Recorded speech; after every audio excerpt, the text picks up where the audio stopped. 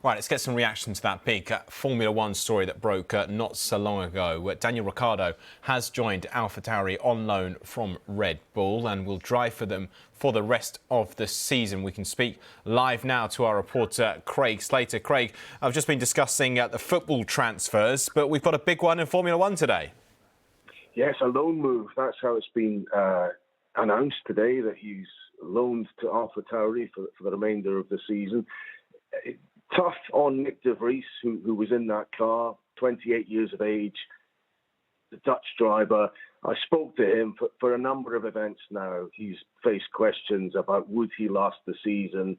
He's been coming out with the line that he believed that the Red Bull team, that the extended Red Bull team, we have to remember that AlphaTauri, with whom he's lost his seat now, and Daniel Ricciardo's coming in there, is the Red Bull junior team. So Christian Horner and Dr. Helmut Marko have the final say. Ultimately, it would appear, on who races in that car. And it seemed that for a while now his seat has been under threat, and then finally he's been let go today. Fascinating that Daniel Ricciardo comes back in on the day that he has tested this year's Red Bull car at Silverstone.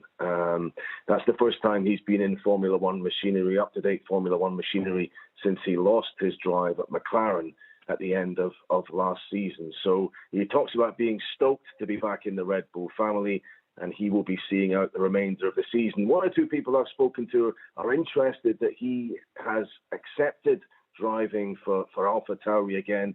That was his first full-time Formula One seat, but he's since gone on to win 8 Grand Prix. He's been a lead driver. He's been one of the best paid drivers as well in F1, earning a salary of in excess of £30 million, notably when he drove for Alpine, formerly the Renault team.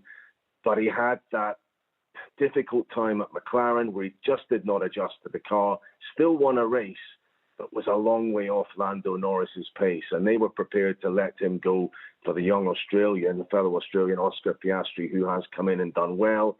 Ricciardo, at the end of last season, looked like he had lost his mojo a little bit.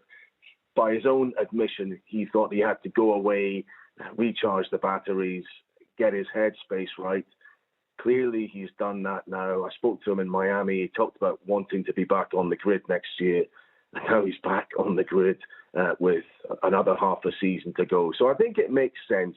Will he be driving next season for AlphaTauri? Conceivably. I spoke to their chief executive, Peter Bayer. This is a team which is also transitioning from much more independently set up to a team which will take as many parts as possible from Red Bull next season. They're going to much more closely affiliate with them and take all the parts they legally can. They've got a new team principal coming in as well. And Peter Bayer explained to me that maybe rather than just running junior drivers, it might make sense to have a young driver and someone experienced like a Daniel Ricciardo. Although you can only really see this being maybe a short-term arrangement for both parties. Yeah, OK. Craig, really interesting stuff. Thank you.